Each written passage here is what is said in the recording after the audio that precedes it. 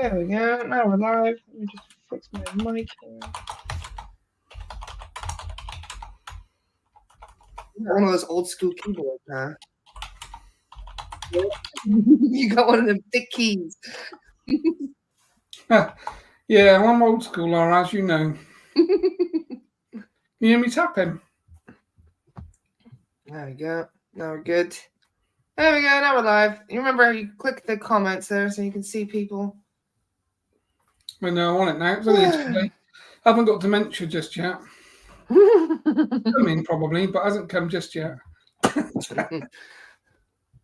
Chen won't allow that to happen. No, I can swap over with him anyway if I decide to take a back seat.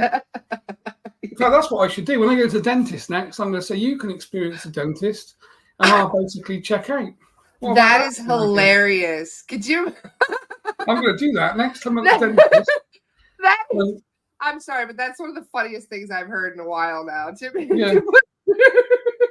That makes perfect sense, doesn't it? He wants to experience stuff that I don't want to experience, so he may as well do the dentist thing. And anything else I have to have done, like a prostate check or something, he can get that sorted out as well. It's that age, Laura, you see, where these things happen. See, you never know what you're going to get on these podcasts, do you?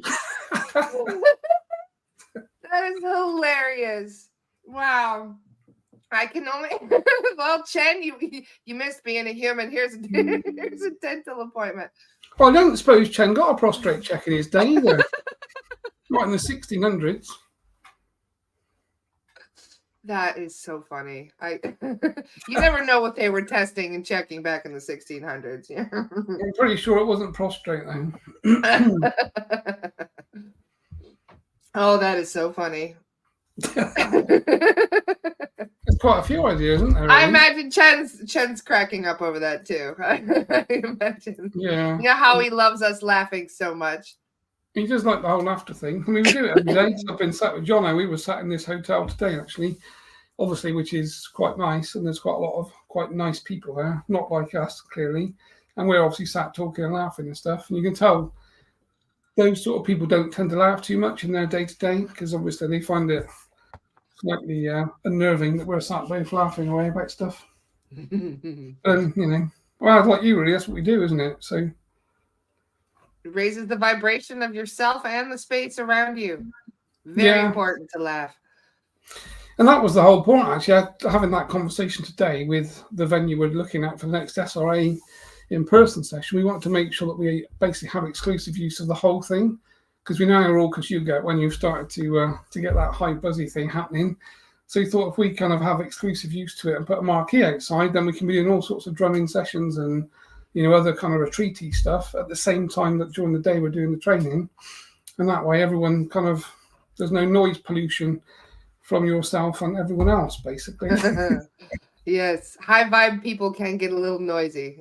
Yeah, which is good because, you know, it kind of shows you, well, you're enjoying yourself. That's the whole thing, isn't it, really? Yeah.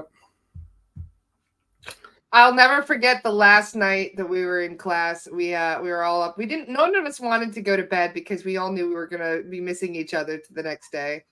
But we all went into this little cozy room. You remember the room with the fireplace, and it was filled with muggles. The whole room was filled, and they were all in their best attire. We made a couple James Bond cracks because they were all wearing their tuxedos and their bow ties and stuff. And we were like, what are you guys doing here? And they're like, oh, we came here for the music, but there was no music. So we just decided to hang out and get drunk in the room with the But what was funny, I swear, we were having such a laugh with them. One person asked us what we do for a living. And we were all like, oh, would you like to know? We told them we were there to chase demons, etc. And you should have seen their faces. They were not expecting us to say that of all the things that we do. Yeah, no, I can imagine. It still makes me crack up because Stacy made a comment. She's like, are you sure those are real people and not earthbounds that we were talking to because of the way they were dressed? Yeah, right. It's kind of like Victorian England, isn't it, basically? That's the whole thing, really. Exactly. So it was quite an experience. I mean, just having a laugh and with those people the last night, explaining what we do. And some of them were very open-minded. Yeah. That's interesting. Yeah, the psychiatrist was not. Of course, yeah. Well, The training. psychiatrist was like, we're like, yeah, we can cure schizophrenia with soul guides, and they're like, like, Yeah, the funny thing is when you actually work on people and you do cure them, and then they come out of psychiatrist institutions, they still don't accept the fact that that was a spiritual intervention. As much as you can prove the fact someone's been there for months with no effect, and then we can do our stuff in less than half an hour, and that person then has clarity of thought and actually can come out of that sort of place. You would think psychiatry would be knocking on our door to talk to us, really. oh, I mean, she was actually acted personally offended by the information. Yeah.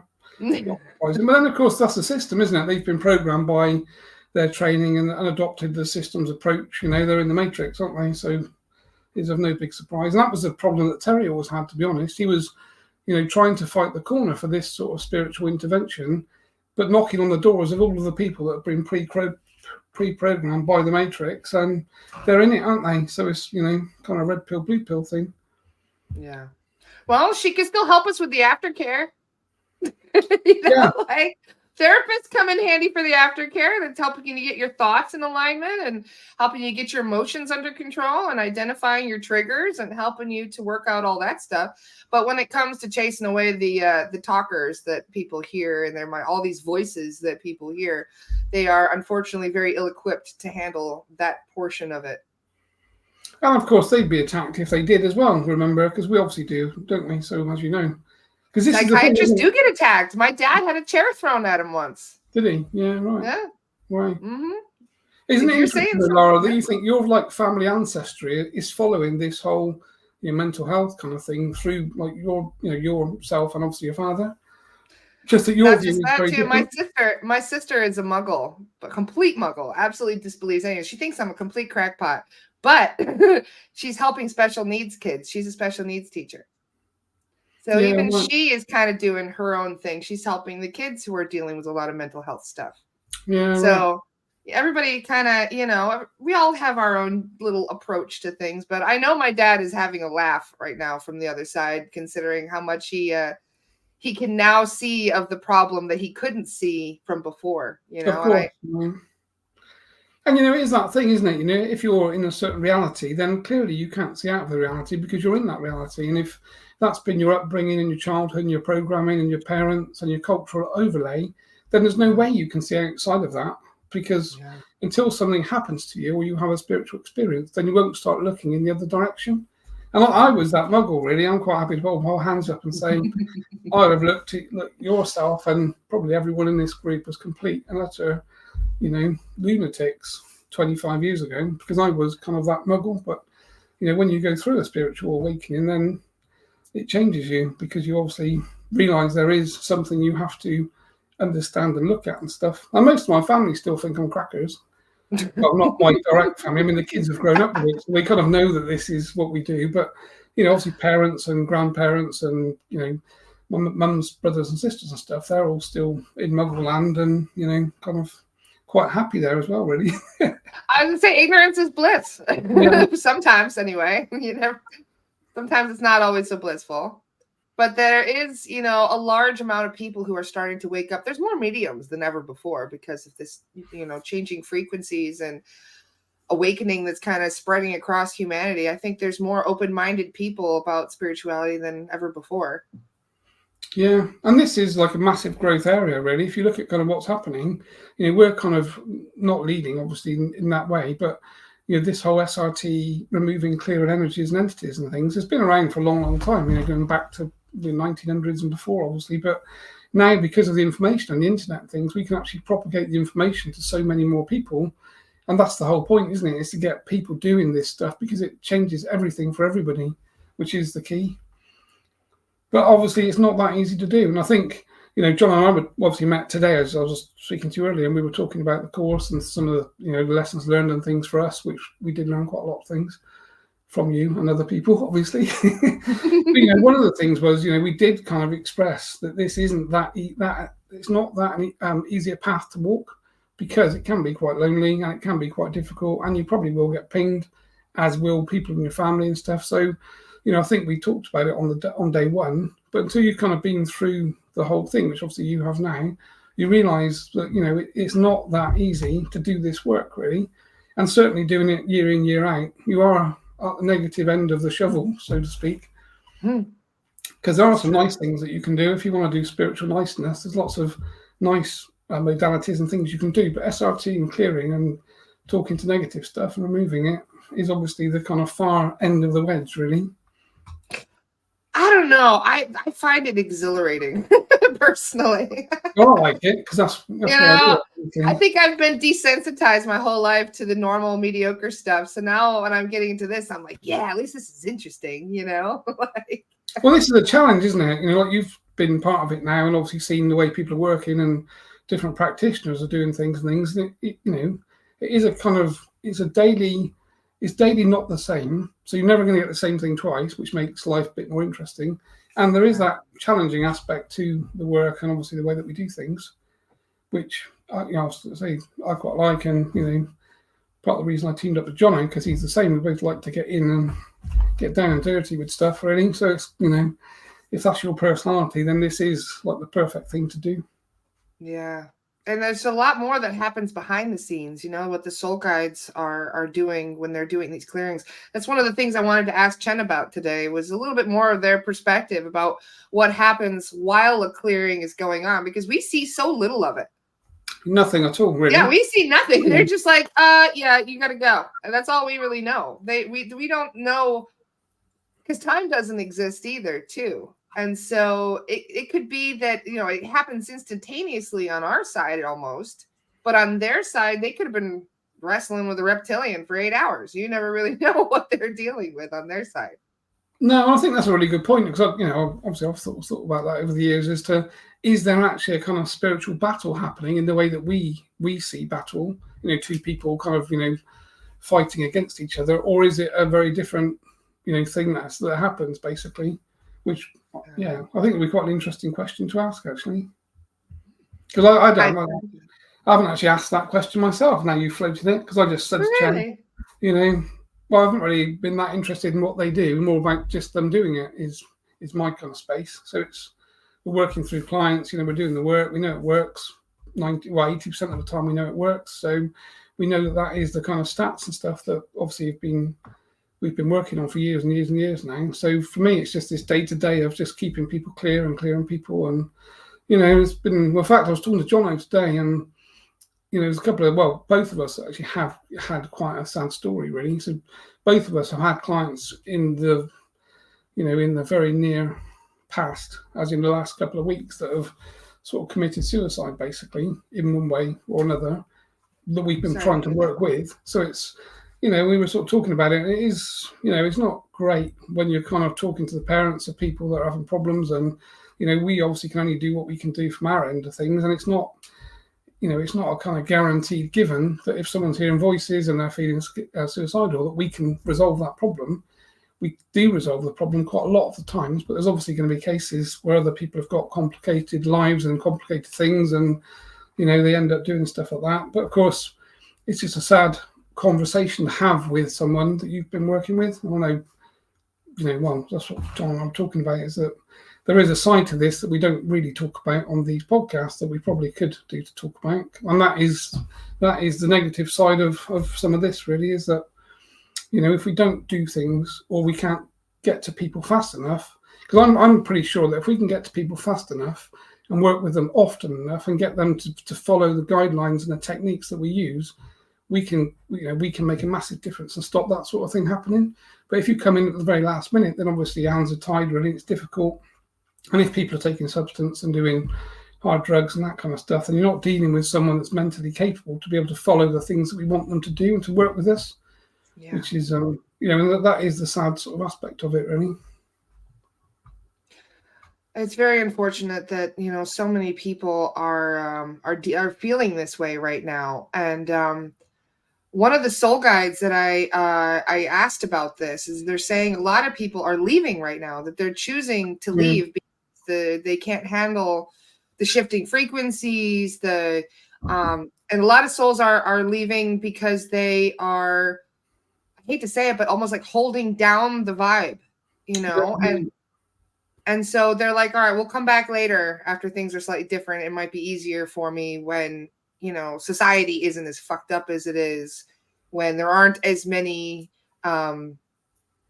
negative things around that are making it even more complicated and difficult than it needs to be. Yeah.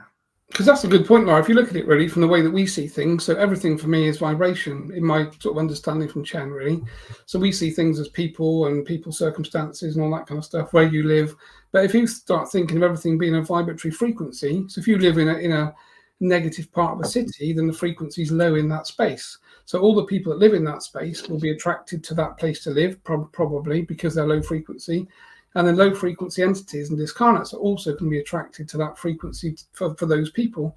So if all of the people in that part of the city left in whatever way, all of those entities that need that low frequency to exist have now got to go and find somebody else basically with a low frequency to connect to. So by people leaving that have a very low frequency, they're making it more difficult because you're kind of removing the food source for entities, if you look at it that way, really, which is my kind of view of how we sort of see things. So the more people that leave, it's kind of, you know, we as a human food source for entities that are kind of feeding off our low vibration have got to go and find somebody else. So the more our frequency comes up, the more difficult we make it for them to stay on this planet, really, which is kind of the key part of what we're all here to do, I think. Yeah.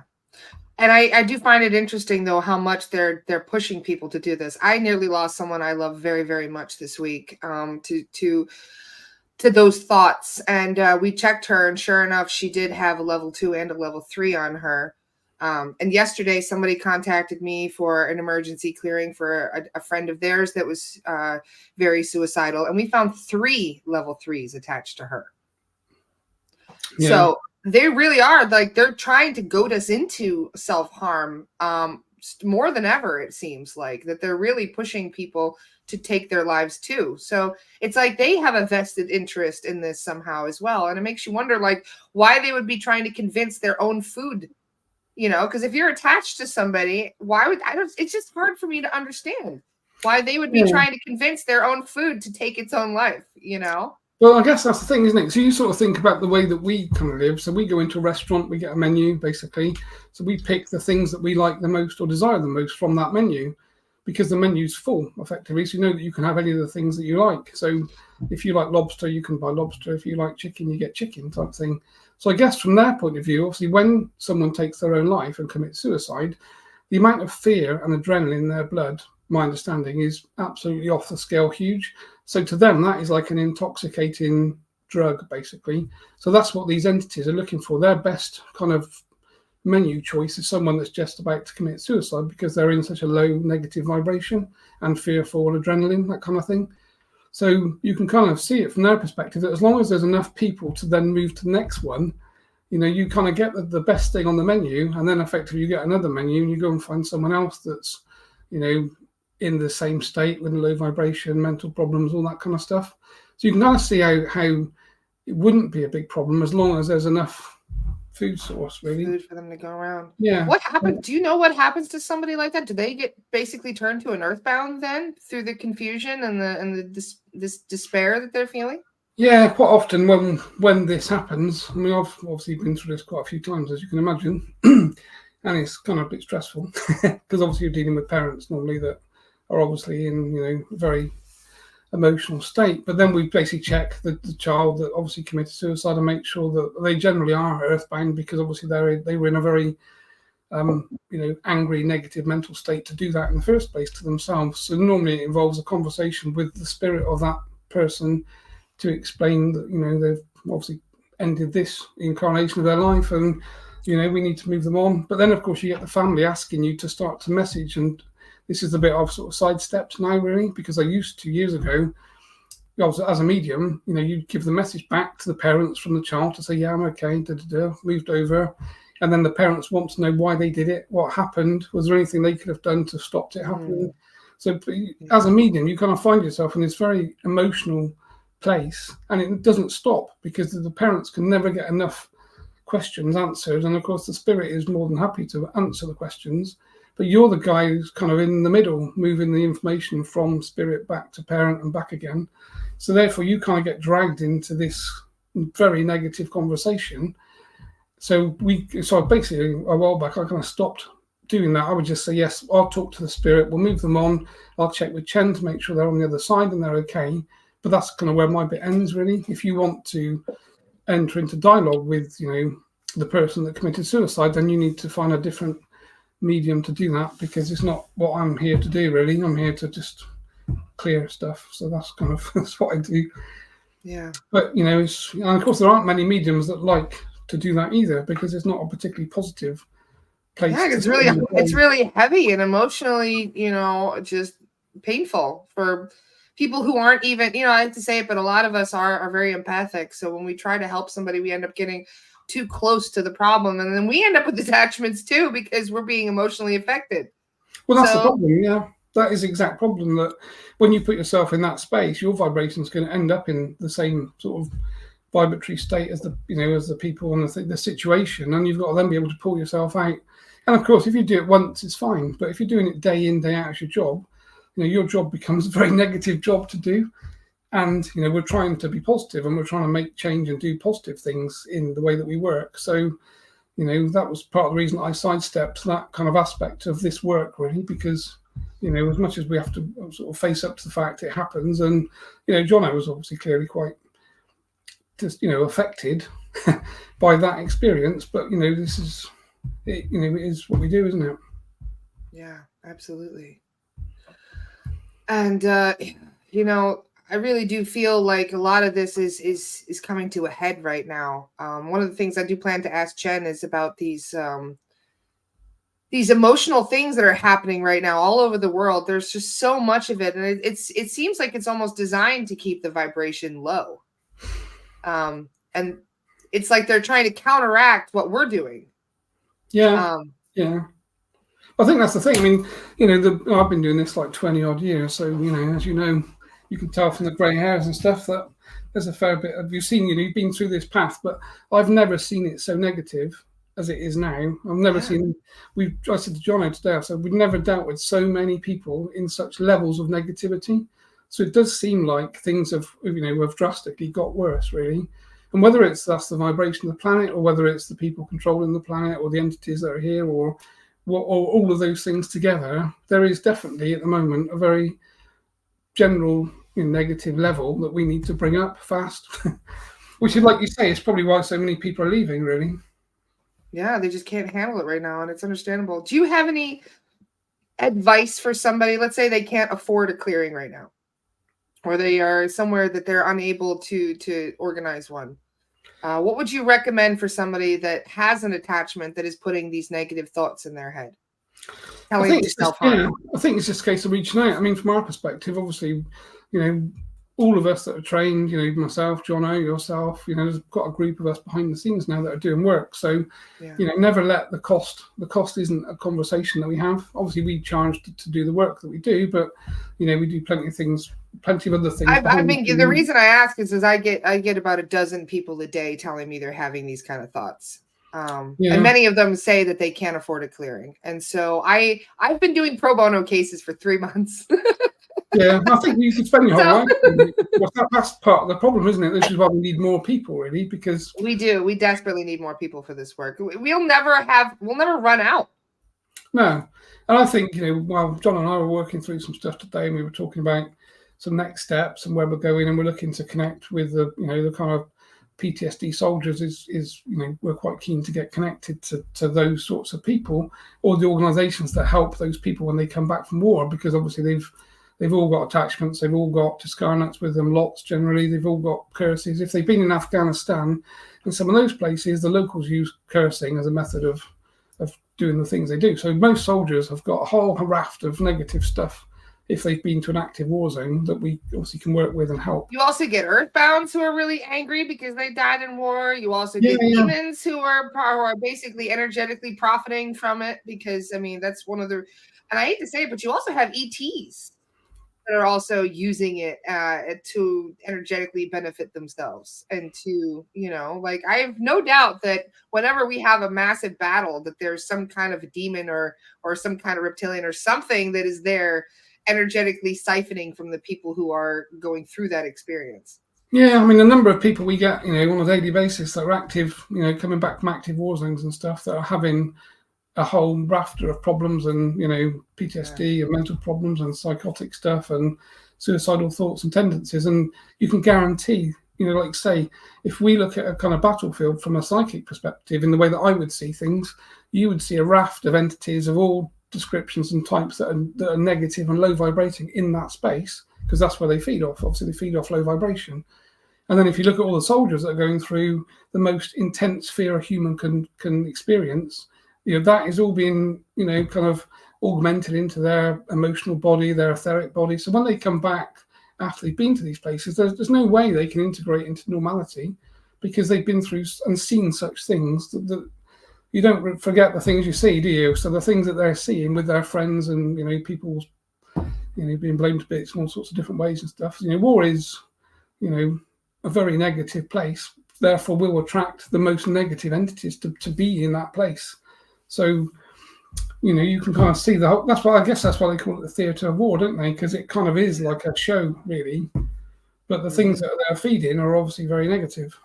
And I think one of the things I've noticed from doing hypnosis is that when you die as a soldier, a lot of times you come back as one, because it's perpetuating this cycle, a cycle that we're here to learn from.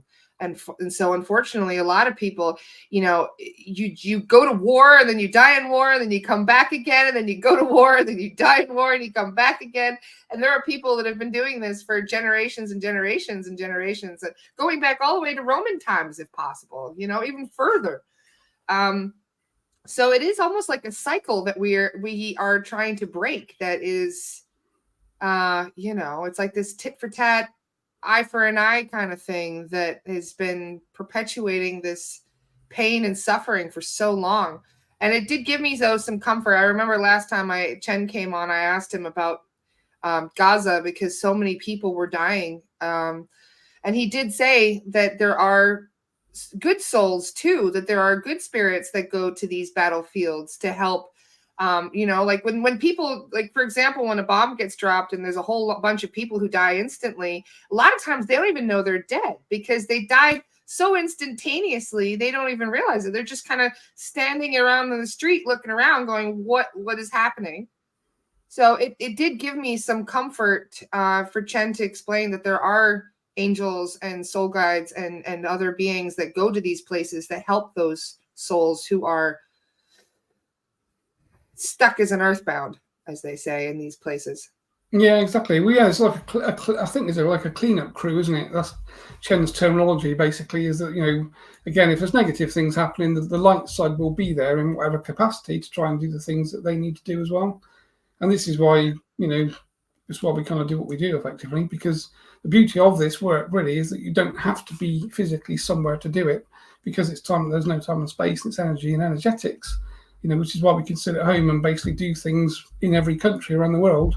Nobody else gets to see what's happening apart from the vibration changing, and that's kind of what it's kind of what gets me up in the morning. Really, is this motivation to kind of get on with the work, because that's what we're here to do, and time's kind of ticking effectively. It really is. Speaking of time ticking, I know we're already at the 30-minute mark. Shall we? I think so. Ask the man himself. It would be better, probably, wouldn't it? Really. I see John is in the chat, which is nice. Yes, Lord Webster is here. Nice to see you, Lord Webster. He's actually a real lord, he was telling me. Or I think Louise was telling me, actually, that he actually he's as much a lord as I am a lady, because I too have a Scottish parcel. Thank you very much. You're a lady, are you? I am. I'm Lady Lara Star on Xbox, anyway. I don't remember seeing Lady last November.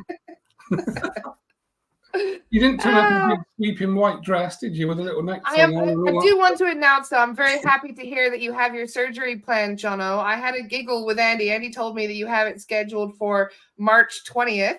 And I laughed. I was like, Andy, do you know what March 20th is? And he's like, yeah, it's March 20th. Why? It's the spring equinox.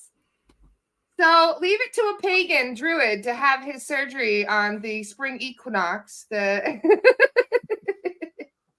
Love it. That's wonderful. Yeah, and Lord Webster. Fantastic. Cool. What a good day for a new start, John. I love it. Yeah, perfect. Well, I think that's the thing, isn't it? We were talking about dates, obviously, for this new course, basically, and we wanted to work around the numerology dates. So when we were talking to the events coordinator, she sort of threw some dates at us. We both looked at each other and went, well, we don't know numerology. We can't actually agree the dates, so we're going to have to find someone else that we know to obviously do the whole date thing. So quite funny. Really. It's the perfect day for a new beginning, John. I love it. Very excited for you. He's just a new chapter in health and life. Wonderful. We love you, Jono. I'm so excited to hear that. Yeah, and then the real work starts. That's the thing. So how long do you want me to limit Chen for? 30 minutes this time? Yeah, that'd be cool. Yeah, that's good with me. All right, sounds good. Okay, right then, I'll just do my thing.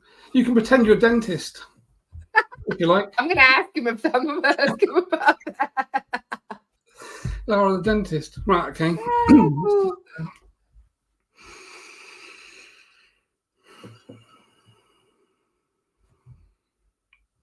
Good day to you, my dear. Hello, Chen. How are you? Splendid, thank you. And your good self? I'm fantastic. It's great to see you today. Yes, so pleased to be here. It's a marvellous opportunity for us to converse again, which I, as you know, do so like.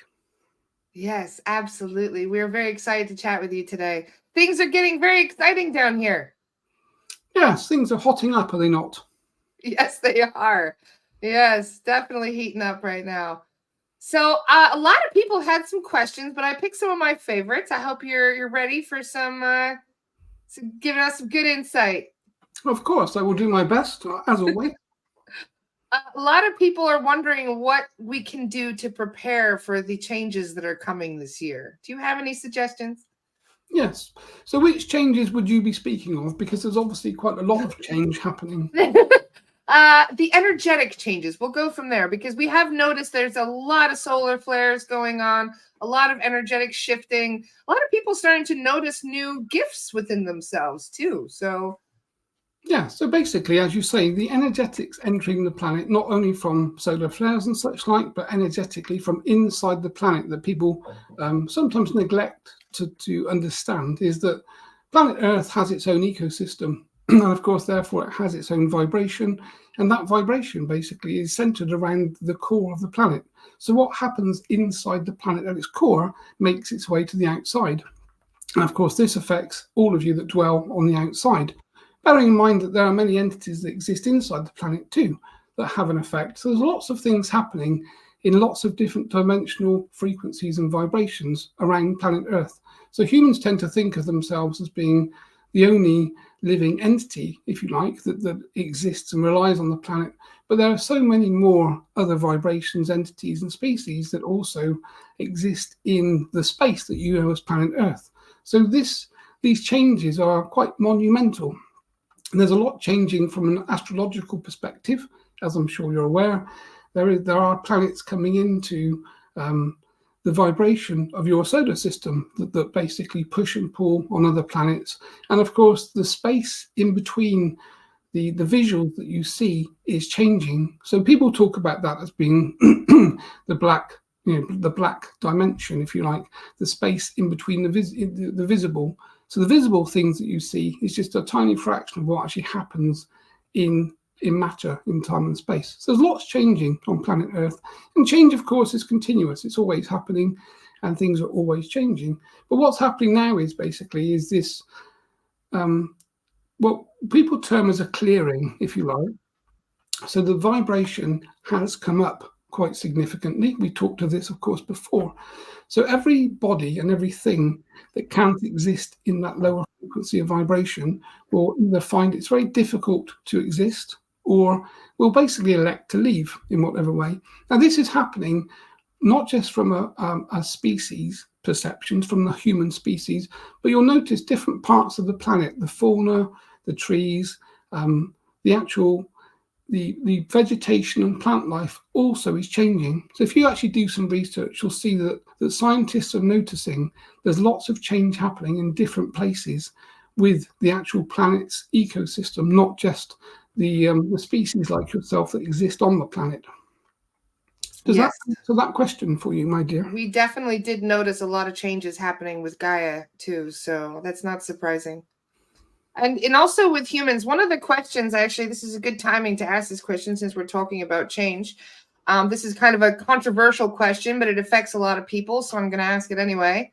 More and more people are actually choosing to alter their genders now. Can you explain why this is happening from a spiritual perspective? Yes, of course. So many of those people would be younger, I'm assuming, or that you've noticed that many of them are younger. So these are entities or vibrations or energies that have come in as a male or a female sex. Because the vibration now is changing significantly, they're basically moving themselves back to their, if you like, native state without gender. So if you look at a spiritual entity doesn't have gender. So I obviously am a spirit that exists in a spiritual vibration, and I talk to you as Chen, I talk to you as a male. But effectively, I have no real gender because gender is physical, of course. So what you have is entities existing in physical bodies that don't feel gender. So they're not aligned to male or female.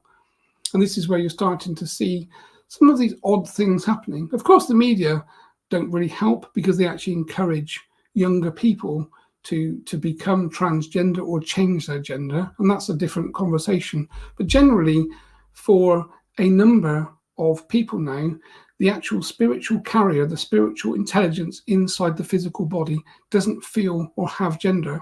And gender is generally sex related. So a male would be looking generally to have sex with the opposite. Of course, that was the genetic blueprint build. So human beings were built as male and female, and each was designed to procreate with the other. So that was the overriding genetic construct from a DNA perspective going back in time. And that's obviously now changing. So you're actually having an involvement of the human species, and this gender neutrality is actually the visual sign of that happening. Wow, that was a very deep answer and it resonates a lot. Thank you very much. Do you have any advice for people who are struggling to see eye to eye on this particular topic and others? Yes, I mean, obviously you as humans never see eye to eye with each other because part of the programming system is designed to forge difference. So as you learn and you go to school and you're taught different things, obviously the general teaching is to follow, if you like, the overriding consensus. But of course, division is encouraged through the media and through your general cultural societies. So effectively, there will always be some type of division in thought. And if you then overlay that with the societal aspects and then on top of that religion, there will never be agreement. So for the human to become peaceful and to move into a space of love and peace, all of these barriers must be brought down, religion being the first thing, really. Yes, we're all just learning how to love each other, you know, and appreciate and respect each other. And it's, some people are struggling with that, unfortunately.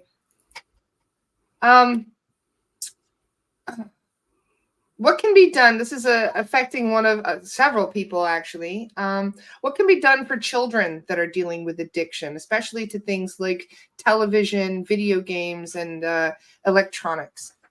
You switch them off. Yes. Very simple.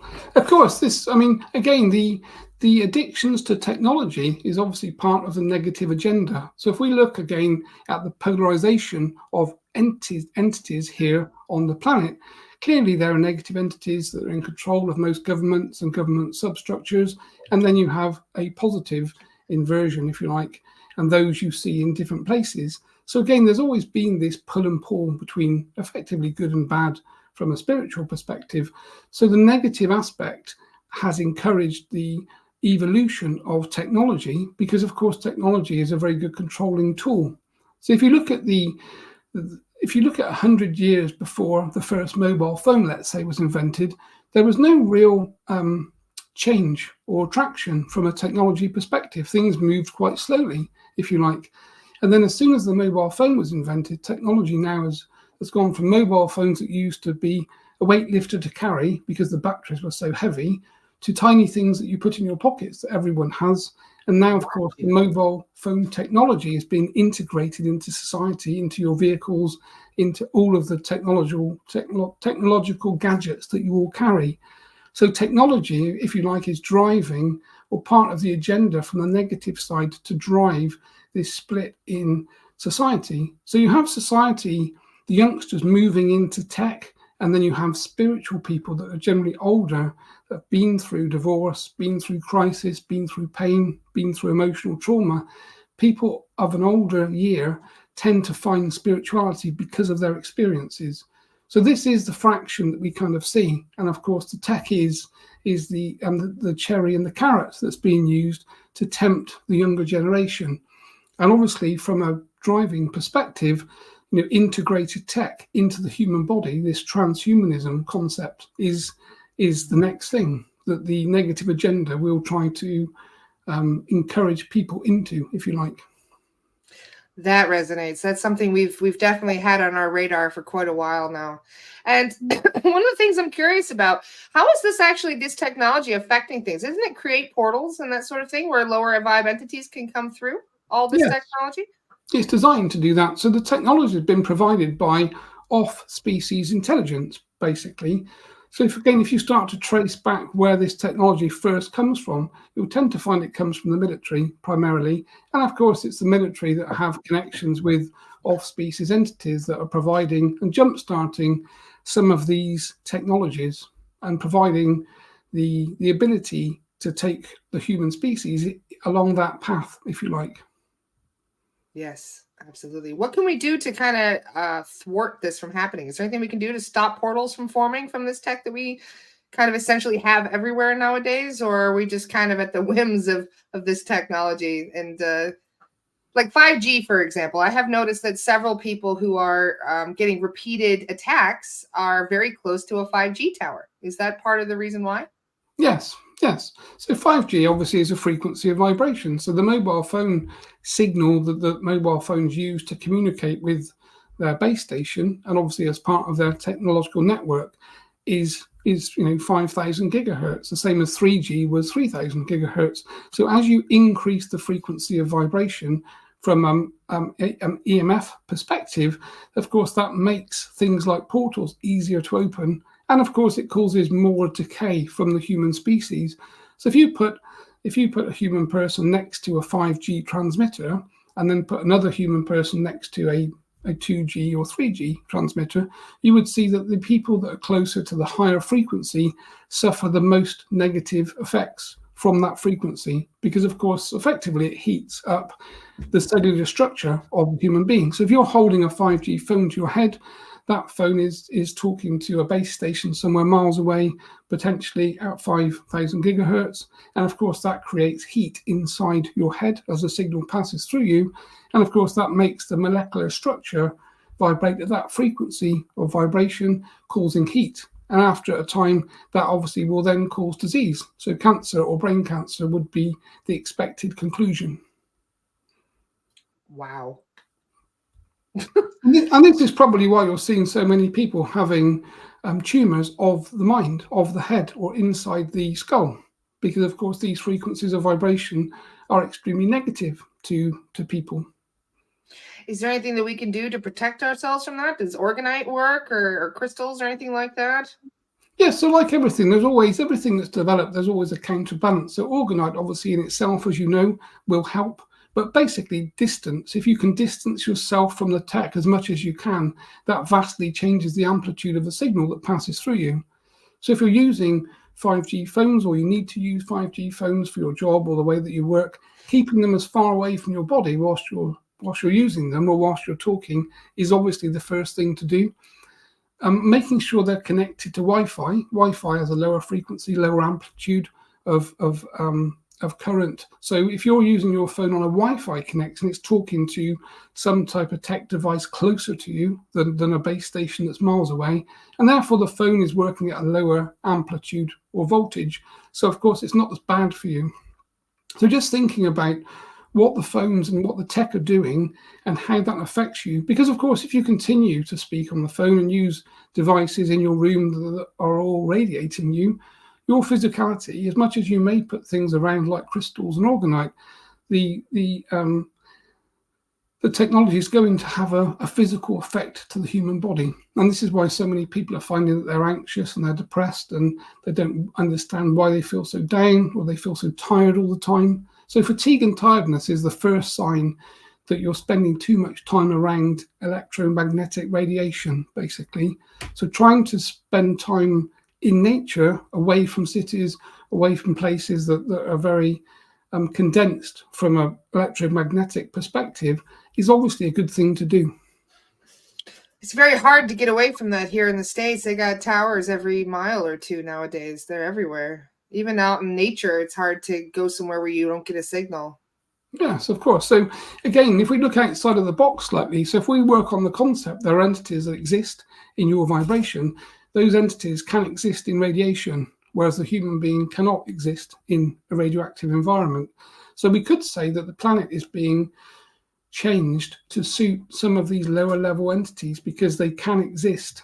They struggle to exist in your physical vibration, but they can accommodate radiation. So radiation isn't actually as negative to them anything like as it is to a human being. So that should give you a quick hint as to what's actually happening. There's almost a terraforming of the environment happening using technology. That definitely resonates. And we do see that all the time. They are just shifting frequencies in countless different ways. And I mean, there's really not much else you can do then, huh? If you've got a 5G tower down the street, you just really have to move. There's not really much you can do to counteract it in your own home, huh? Well, this is obviously where, the human as a species basically needs to decide where they want to be taken. Because, of course, if people understood the information, then you would make different choices. So if you put your son or your daughter in a room that has lots of technology, lots of routers, lots of mobile phone turned on, if you could see the actual energy in the room, you take them out immediately. But because you can't see it, and it's radiation effectively, so because you can't see the amount of radiation that's in that room, obviously you leave your children in there. But if you could see that radiation level, you take them out. So again, like all things really, education is the key driving positive change, whereas at the moment, lack of education is the problem really, because people don't understand what's happening. And obviously the control system is just rolling itself out as it does. Of course, you must remember, my dear, all of you elect to pay for your mobile phones yourself. So you're actually part of your own problem, because you obviously take a product that radiates you continually, and you pay to have it, of course, as well. So this is our way of consenting to what they're doing to us in a way. Well, it is consent by, obviously all of you need to have the technology to do your jobs and to work. The way that we're talking and conversing today means that Andrew has to be sat in a room that has radiation, as does yourself. You have to be around a computer and screens and able to use the tech basically to have this confluence of conversation. So that's okay, but it's trying to make choices that you understand the situation that you're in, and spending more time away with your screens turned off and your TVs turned off. And for children, if children are given a mobile phone, they can have timelines as to how long they can be using these types of devices and tools. But of course, most of the time, the children become addicted to the tech and to the games and the things. And the games are designed to be addictive too, of course. So this is the big problem for parents today, is that, for you to integrate into society in the way that you need to with your children means your children need some of these devices. But of course, it's trying to manage it in a way that isn't completely negative and detrimental to their health. Yes, absolutely. We have noticed that technology is starting to fail, though. We have noticed yesterday that almost all of us lost connection to our phones. Was that the result of a solar flare, or is that something the government is doing to kind of test our response to these sort of things? Yes, it's interesting, isn't it? So from my perspective, it certainly wouldn't have been an environmental problem. So certainly not from a solar flare. So it could be, of course, a catastrophic failure of the tech. But if it's never happened before, then it's unlikely to have been a catastrophic failure, because these companies, their whole finance architecture is designed to take money from people paying for the service. So if you're building infrastructure, you would build the technology infrastructure to counterbalance any disaster that may happen in different areas. So all of these things are taken into account when the architecture is built and when it's delivered to the end user. So if you can imagine, to take down huge amounts of people or state from a network, it's more than likely to have been a conscious choice than it would be to be a catastrophic failure of one or two components of that network, because that would just come down to bad design. Yes, thank you for validating that, because I had a feeling that was part of their plan to test things yesterday. Somebody was asking about autism. There's a lot of people who are being born who are autistic. Can you give a little insight into that, please? I think you and I might need to be slightly careful here, because I'm aware that there are certain words I'm not allowed to use to do with things that go into your arm generally. Yes, we'll call them pricks today, shall we? Let's call them pricks. So that is the biggest problem with autism. So it's a man-made problem, basically, that's coming from the substance that's being inputted into the human bloodstream. I see. Is there anything that we can do to help counteract those effects? To start with, not having them obviously would be the first thing, but when they've actually been delivered, of course they're changing.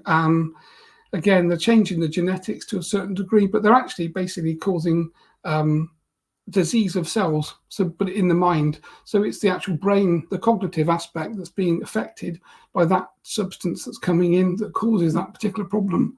So it's not a spiritual problem from my perspective at all.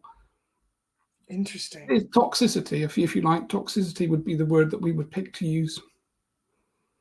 Wow. So how would you be able to explain some of the people who were autistic before these pricks were introduced? Is that something different? I think, well, again, there's probably a very small percentage of people that have had or manifested different diseases, at the time of their birth, depending upon the foods that the mother has ingested, depending on the blood supply, because everything for a human being is about your blood. As you know, your blood is the carrier of all of the nutrients and oxygen and everything that you need effectively. So it's like the oil in a car.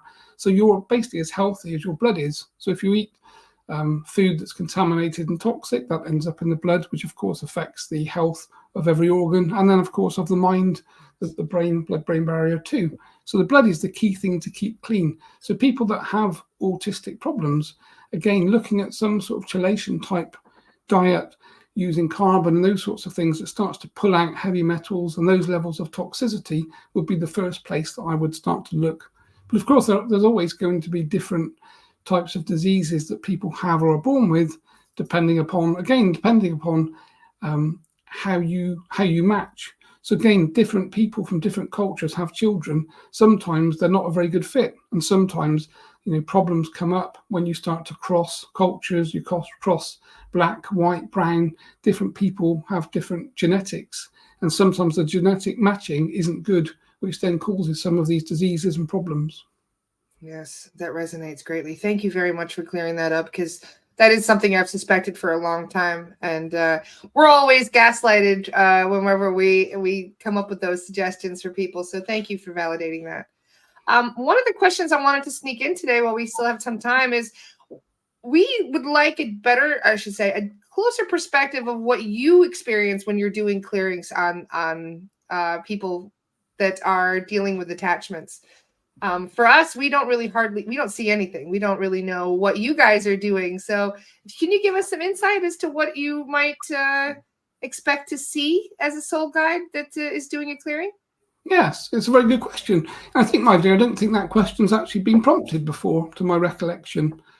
So it's certainly not a question that young Andrew has asked me in the past, which is surprising, because he normally asks lots of difficult questions that I have to find the right answers to, of course. But basically, again, what happens from our perspective, if we're working with a client that has a level of attachment, so if we work on a level 3 entity that's very negative connected to a client, that client's having intrusive thoughts, schizophrenia, suicidal thoughts, those sorts of things, that's the physical manifestation of the problem from a client perspective in the reality that you're in, 3D. What we would then do is we basically connect to the vibration of the client. So we connect to the etheric field. We obviously can see the vibration of that entity. So we look at basically not people as people in the way that you see form. We don't see form at all. We just see vibration. So I would scan the client. I would look for their core frequency of vibration. Let's say that's 12. So I would know that any other vibration that's connected to that client that's not 12 is something else. And of course, positive entities don't connect to people, which means that it would be negative. So if I see other levels of vibration that are connected to someone, I know that they're negative, because positive entities don't do that, of course, in that way. And then, of course, what we basically do is we connect into the etheric field, we scan, we clear. As you know, there's a whole range of things that we clear when we work through an SRT clearing. But if we're just talking about detaching an entity, what we do is we start to change the vibration of that etheric field back to 12, and that basically disconnects the entity that's connected, and we then effectively change that frequency to push that entity out of the space altogether. So effectively, it's almost like, if you can imagine a tick on a dog, we would basically identify the tick, we'd find out whereabouts it's located, we would then connect to the tick, we'd put a pair of, say, tweezers underneath the tick, and we'd start to lift it up.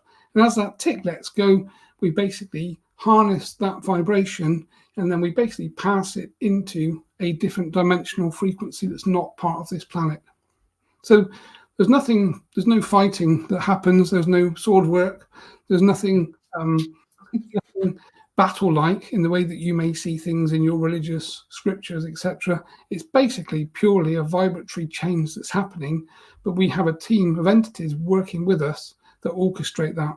So the entity that's connected would know that there's a big team of us all working at the same time to basically release, clear, and then remove that particular entity. And of course, that's why they don't really put up too much of a battle generally, because one entity working against the whole team is obviously not going to be able to sustain the connection to the client.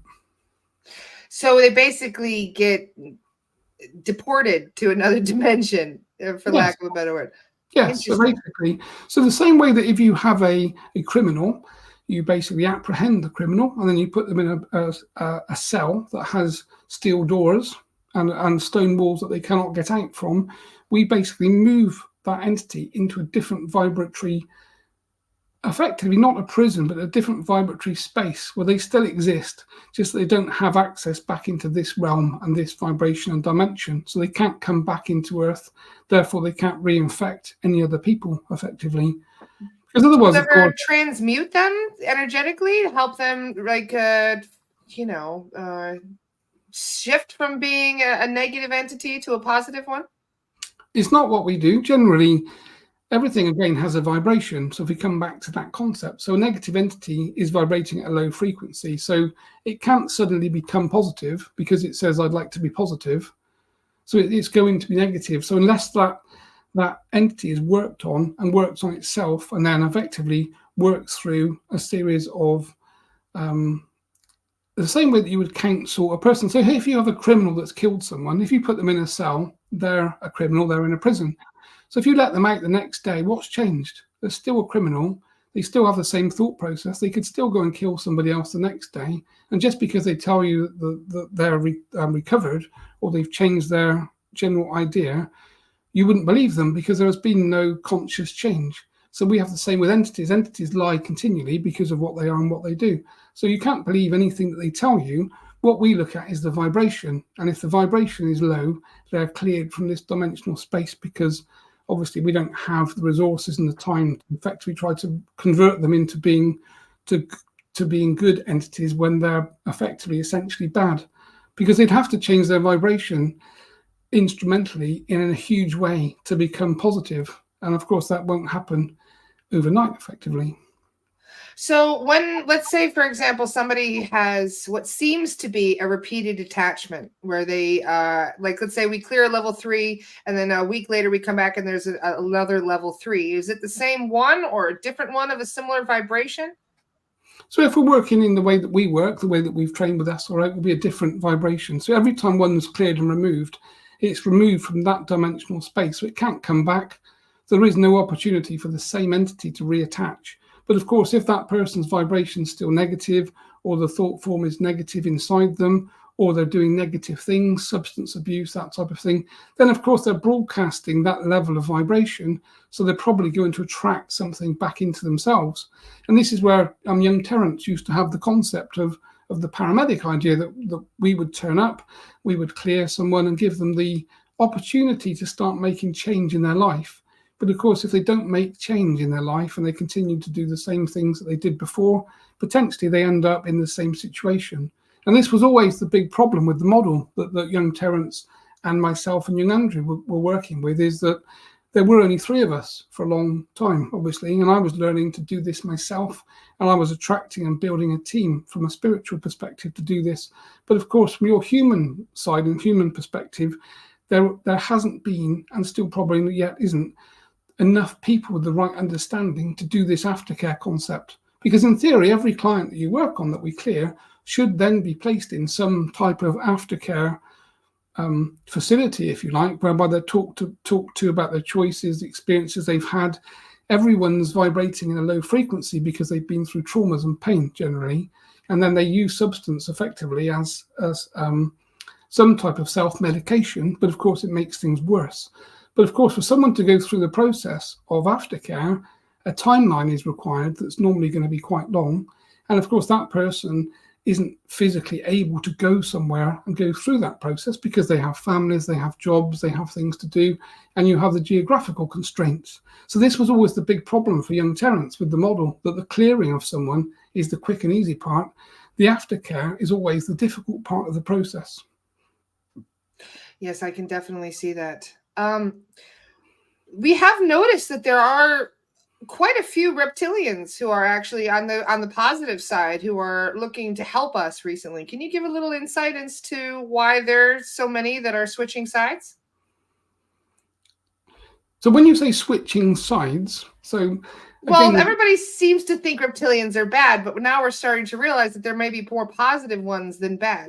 Yes, we have many reptilians on our team that are positive, but they've been positive for a long time. So again, the same way that you have different species of human and you have different ideas, you obviously, everything is vibration. So there are reptilian entities that have a very low vibration, and they've always had a low vibration. So they're referred to as negative, if you like. There are also species of reptilian that have evolved and become more positive over time, and they work with the positive aspect. And obviously, we have those integrated into our team. But if you take a negative entity today that's negative and vibrates negatively, it's highly unlikely that they'll change their persuasion in the blink of an eye and suddenly become positive, because their vibration would have to change enormously. And to do that, they have to go through a process, which generally they're not keen to do, of course. Is it a difficult process? Well, it's the same sort of process that a criminal would have to go through in your reality. So the same concept we were talking earlier, that you have to understand what you are, what you do, why you do those things, the thoughts you have and the things that you do. So a reptilian entity that's living, effectively, it's almost like the concept of becoming, let's say, a vegetarian. If you're a meat eater and you've always eaten meat, and someone said today, look, it's quite negative really eating other animals, so we think you should become vegetarian. There aren't many meat eaters that would suddenly agree to change, because they actually enjoy the barbecue, they enjoy eating meat, they feel sustained by the food. From a physical perspective, the food enhances their physical well-being. So to become vegetarian is quite a change of thought process, and of course the actual flavour of what you eat changes.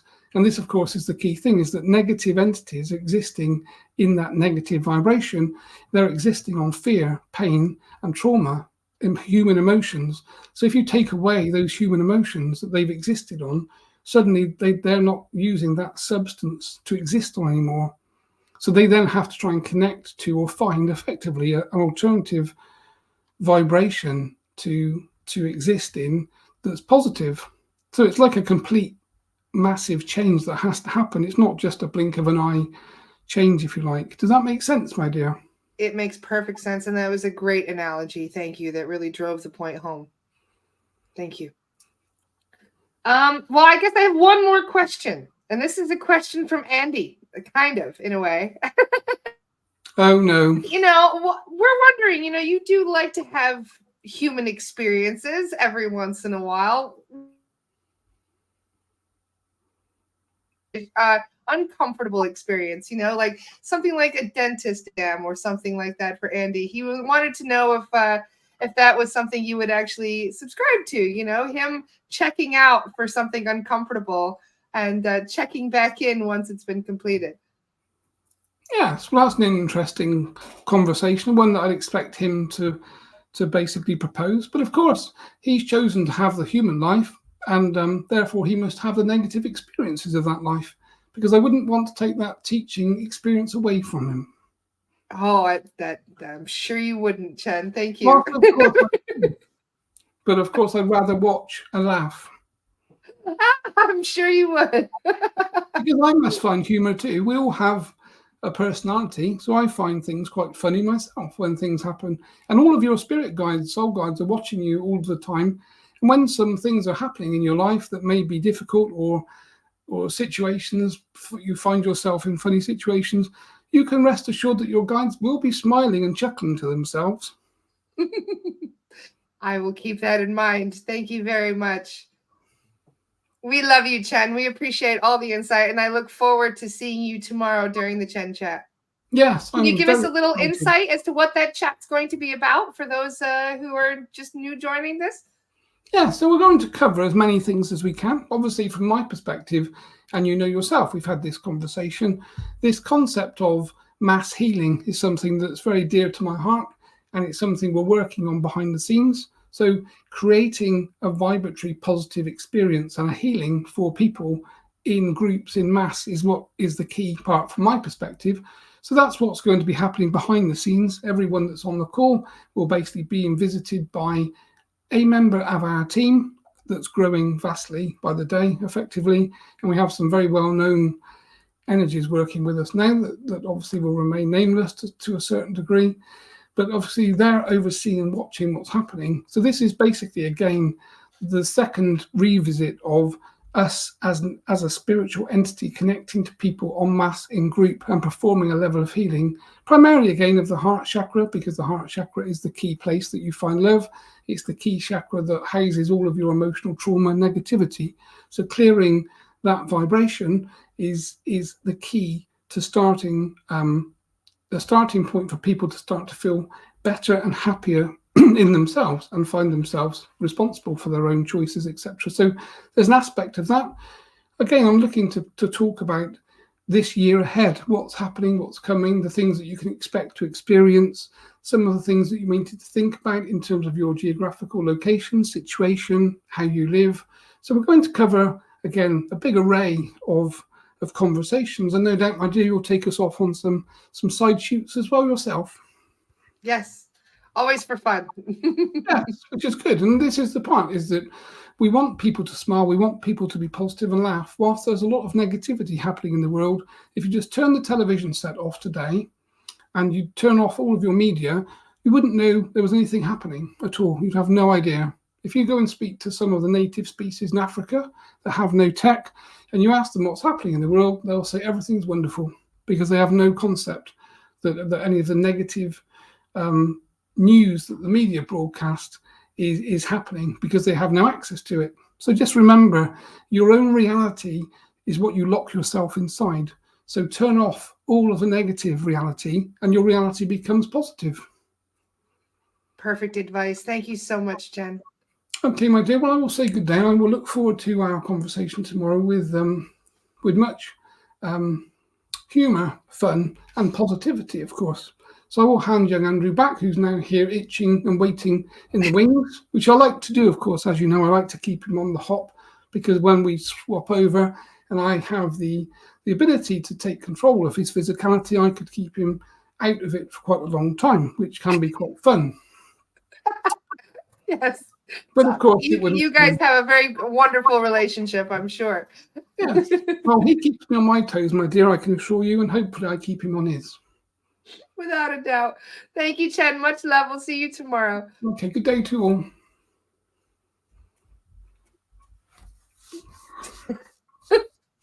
I love how Andy comes back looking cross-eyed. Whenever you open your eyes, they look cross-eyed. Crossed everything, I think. Well, it would seem. Oh, and you're back at 11:11. I find that kind of funny. Exactly interesting. 11/11. He released you. Hey, did you do the dentist thing? I did. He's not interested in going to the dentist. No, I thought he wouldn't be. He It's funny that said you only get he would rather watch and laugh, actually, is what he said. He probably makes things worse, actually. That's the sort of guy he is, isn't it, Laura? Oh, he's such a hoot. You're going to love that chat. It was very, very interesting. And there was a laugh, and the thing that everybody else listens to it, and I've got to replay it and go through it again in another hour of my time, basically, to see what he said and what he hasn't said. I must say, I'm a little disappointed that Chen isn't fighting reptilians with samurai swords, and in the the other side, there's no big battles going on. Darn, I thought that would have been cool. Nope. He just used a really cool analogy with tweezers. Oh, right, okay. So just a big pair of tweezers, basically. Giant tweezers to take away the baddies. So if it was that easy, we could do it ourselves, couldn't we?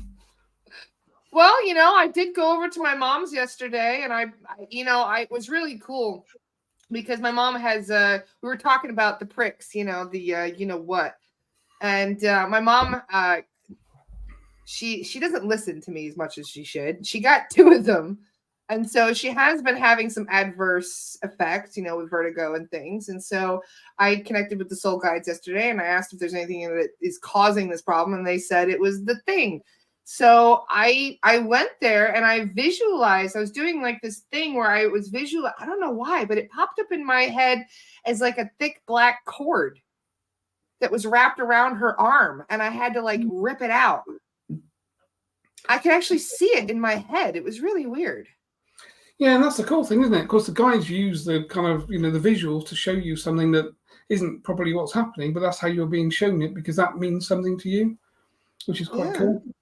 Hey, that could be a job, Laura. You can imagine how many people you'd be lining up to do that particular job for.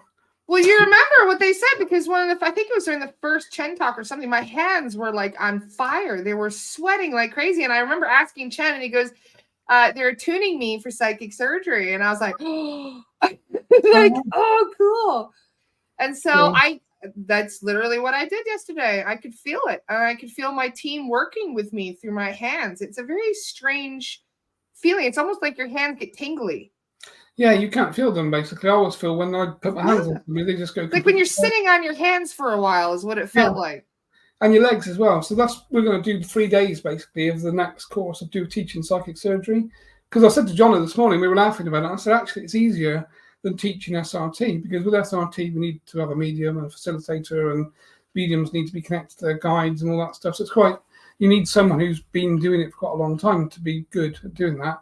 But psychic surgery is so much easier because effectively we're just going to teach you to stand aside, hook you up with a guide in Chen's team that's going to come through and work through your body. So you don't actually have to do anything apart from not panic when that happens. So that's effectively what we'll kind of teach and practice on those 3 days. So that's going to be really cool. Absolutely. I'm so excited about how much things are changing right now. Things are getting very interesting. From a day-to-day basis, you never know what to expect. No, and of course, well, again, we're all playing parts, aren't we, in this kind of show, really, which is the deal. So it's just a case of working out which part you want to be in and what you want to play. And, kind of, there's a lot of choice, isn't there?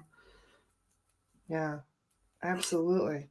Oh, well, again, when John and I were chatting earlier, we were sort of saying, when we thought about SRA, we were using Terry's initial model. And of course, Terry's problem was it was just him, really, and obviously me and Chen. But I had a job. So Terry was trying to do this stuff on his own, which obviously is cool. You can't really build a business in this way on your own. It's just too difficult to do. So obviously with a few of us, and now obviously yourself and the assessors coming online, and this whole SRA thing's growing fast, really. So we're trying to archetype how we're going to go with it and where we're going to go next. But there's a whole, with the whole online thing, there's a whole range of places we can take this in terms of different levels of people doing different things. And, even like an online protection course that isn't part of the main course that we were talking about this morning, which would be quite cool. Because then people can actually get to understand what they're supposed to be doing for their own protection, which, is the key thing, really. And obviously that kind of integrates SRA, kind of dovetails right into your divinate structure, really, which I know we haven't really got to doing yet, but we need to get that linked in properly between you and us and Jono and myself and Danielle and stuff and Chris. Yes. So there's a few conversations we need. A few more conversations we need to have, basically. Things, like I said, things are changing so rapidly. These conversations are really important, so we can all kind of stay in the loop together. So this is why I'm so excited to have you join me as a guest, Andy. I could have you on once a week, and it would not be enough. Yeah, well, I think we were going to do once every other week, weren't we? But of course, yeah, that's the plan. I think we could stick to that plan. Have you every? Yeah, and also including Lord Webster, of course, as well. Lord Webster, he can be the other week. Lord Webster can do 1 week, and then I'll do the other, which would be cool. Well, he's coming on Leap Day next week, actually. So it is kind of working out that way, which is pretty cool. He did say that, actually. Yeah. So I'm going to share the link for you guys so that way you can sign up for the audience with Chen. It is going to be a bit of a healing experience for those who require, but for those who are just curious and want to see what it's like to feel Chen's healing. Trust me, you haven't felt anything like it before. I really do. Just Chen's magic hands. I know I do this shower thing. I know it might sound a bit kind of off the script, but every morning in the shower, I do my clearing, have a chat, and hook up with him. And every day, either him or Terry come through, which can be a bit disconcerting. When I'm thinking of the physicals of Terry whilst I'm in the shower with not too much on, talking to Terry about stuff is quite amusing thought. But they were sort of showing a few pictures this morning of where they want this to go, sort of thing, and it's pretty massive, really. It's kind of well beyond my visuals of where we're going to go with things and what we're doing. And John and I were chatting about it this morning and thought, from a very humble start of a kind of domain name and website, we're kind of moving into some quite big places and some quite big thinking. Oh, the other thing he said, actually, which I was going to mention to you before we call it a day. So he's saying that there's someone that's watching you. So this is like a kind of fortune coming thing, which we can review. So he said someone's watching you, basically. There's a huge influencer in the level of millions of followers type thing, huge. And they've been watching you for quite a long time. And he's saying very soon they're going to be making contact. So you're going to be jump-started into some completely different reality. Wait, you as in me? You, yeah, not me. No, you, yeah. So that'll be interesting to see if that happens, obviously. I know, so we're talking, because when I was chatting to Terry, and because they're obviously orchestrating this from behind the scenes potentially. So he said, at the moment you're in the sort of like the low 100,000s, I'm assuming, for followers. So this is millions of people, because of course it's about trying to get the awareness out to more people. So at the moment, people only understand SRT that are in this group and people that actually have an understanding of spiritual stuff. So Chen said, if you can imagine when that information goes out consciously to normal people and they actually understand what we're doing and how we're doing things, the normal people numbers are in the millions as opposed to the tens of thousands. So there's a big jump they're planning, I think. And obviously you're part of that plan. So don't be too surprised. What a terrifying thought. I can barely handle it as it is. My Lord.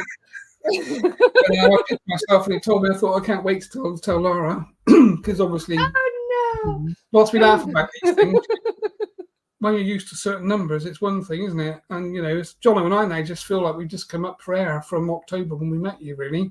We've just got to a point that we kind of got on top of all the tech and the appointments and clients and emails and all the things that we needed to do behind the scenes. So that's kind of accommodating where we are today. But if you're doing this jumpstart thing into like ridiculous numbers, then that presents a whole load more challenges, basically. No, you ain't kidding. You're not kidding. I've experienced it before.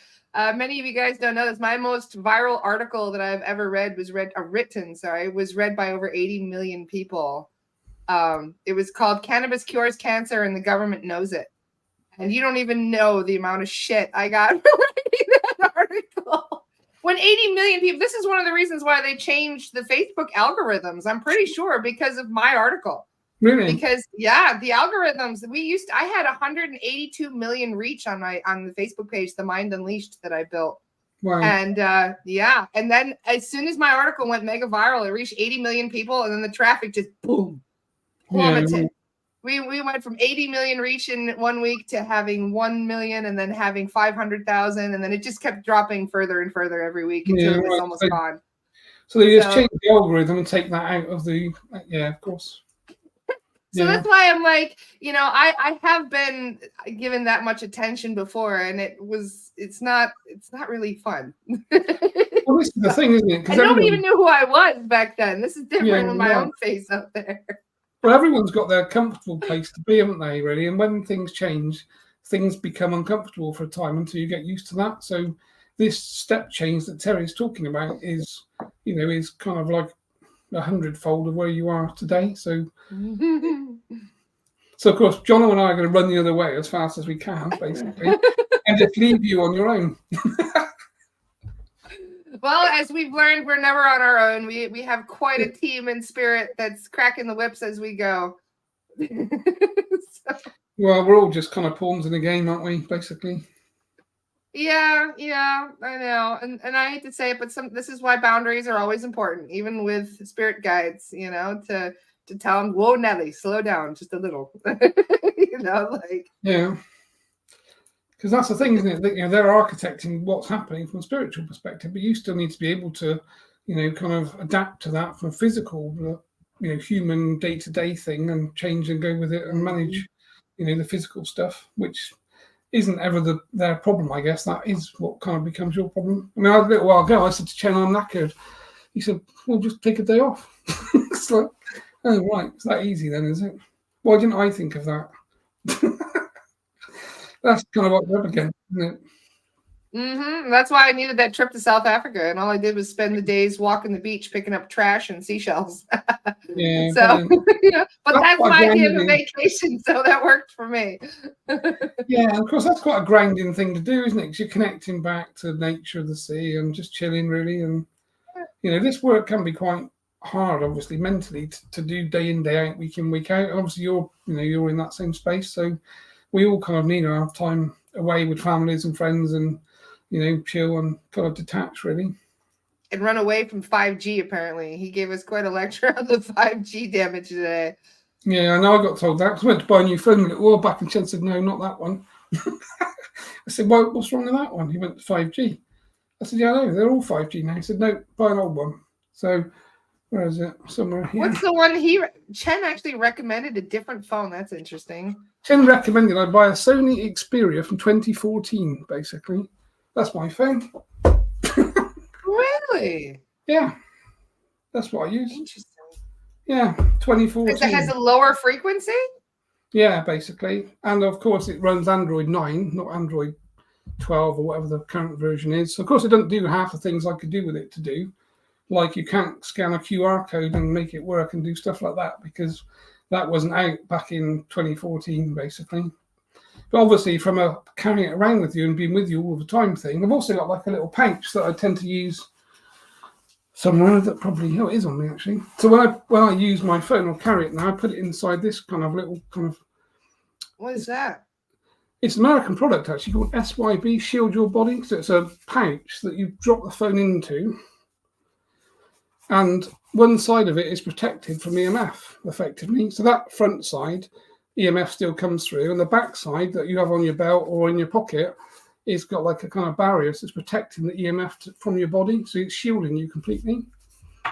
The website's called SYB, I think it is, Shield Your Body. It's an American design, American website. So it was only like 40 quid or something. But whenever I go out anywhere and carry my phone, it's always in my pocket, but inside there. So, you can just whip it out. Good to know. I'm always keeping my phone in my boobs. I need to stop that. I'm giving myself breast cancer with that shit. Definitely the wrong place to put it. Right? It's annoying. I gotta stop myself from doing it. So yeah, I'm gonna get one of those pouches. Thank you. You need a girl bag. I know. Do you want me to find a link for it?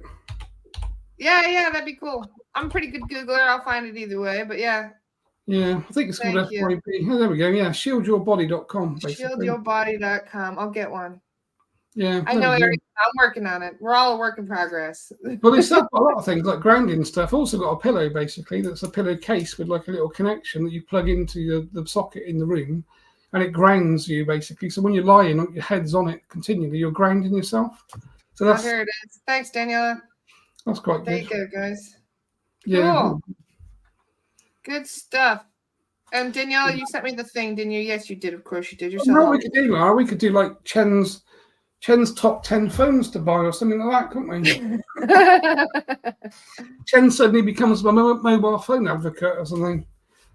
Well, actually, if Chen wants to write articles, all he's got to do is say the word. We can start with this. Yeah, he can do the talk and I'll type it up. Yeah, there's only one problem with Chen doing all these things. It means I'm doing all these things effectively. I've got a list as long as my arm already of things to do.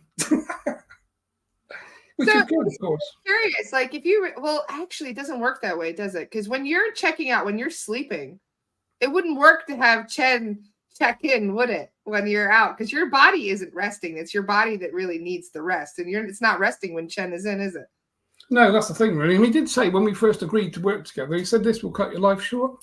So he was very sort of, black and white about the fact that the high vibration, the channeling continually being in all the time means that, there's a certain number of years that get chopped off the end. But I said, well, I'd only be old and grey and dribbling anyway, so it wouldn't matter. That's how I look at it too. I don't care about my 90s, especially if I'm not going to be with it, like that's fine. But it does make you wonder, like, does every single time Chen comes through, does that shorten it by a day or something? It makes you wonder.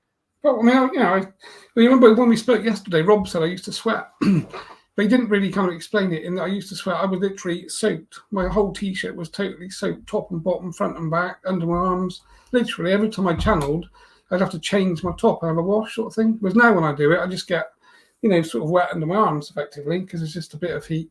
So I don't have the same amount of heat coming through me. But obviously, that heat is vibration for every cell in your body, isn't it? And your organs and all the other stuff, I suppose. So, there obviously is a physical kind of degradation that's happening whilst they're in doing what they're doing, I guess. Yeah, it's like the wires are getting overloaded. Yeah, but of course, also on the other side of the coin, when you know that another spiritual entity can take over and run your body, that spirit exists. So death isn't even a conversation.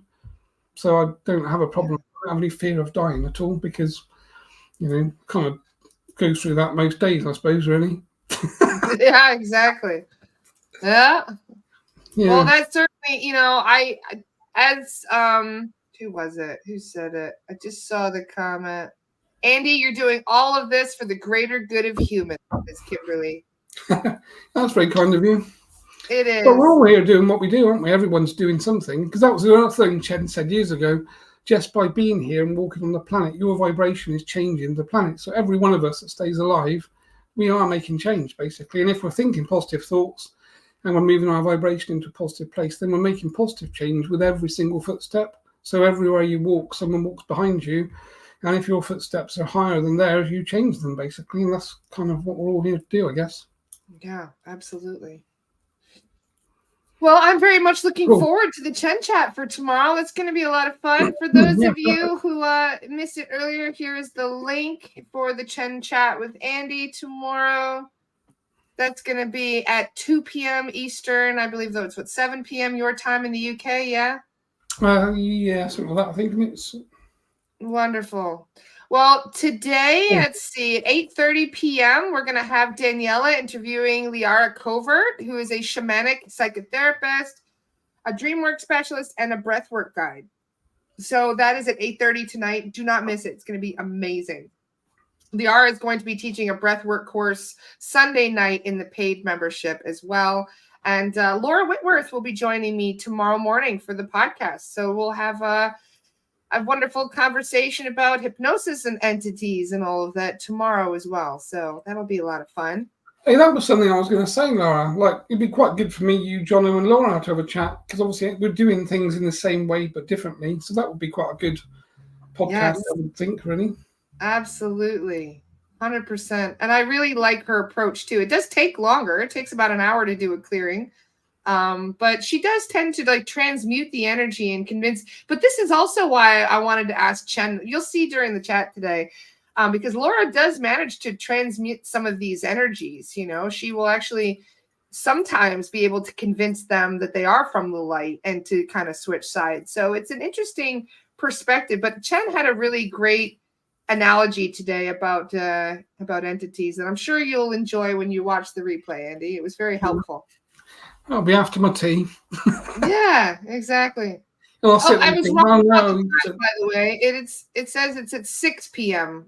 That's UK time all tomorrow. right, yeah, 6 to half 8, is it probably? Yeah, Yeah. so 6 p.m. So that will be at 1 p.m. our Well, time. I never know what's happening because Jane manages me, as you might have noticed. So I just get told when Yes. things are happening generally. No, that's fine. I was off by an hour. Yep, it's at 1 p.m. tomorrow. So make sure that you guys don't miss it. Oh, And, Jane, she's still managing me from the comments. This is my life. is she here? Hello, Jane. Nice Yeah. to see you, love. Yeah, Awesome. So she's on a Cool. recovery now because obviously things were a bit tricky for a while. So that was good. Glad to hear you're on the mend, Jane. Wonderful. Well, much love, guys. I love you all to bits. I will see you all at 10 a.m. tomorrow, and I'll see some of you at 1 p.m. tomorrow with the Andy and Chen chat. Awesome. Perfect. Thank you again, Andy. You're the best. Cheers, Much love. Bye. Bye, guys.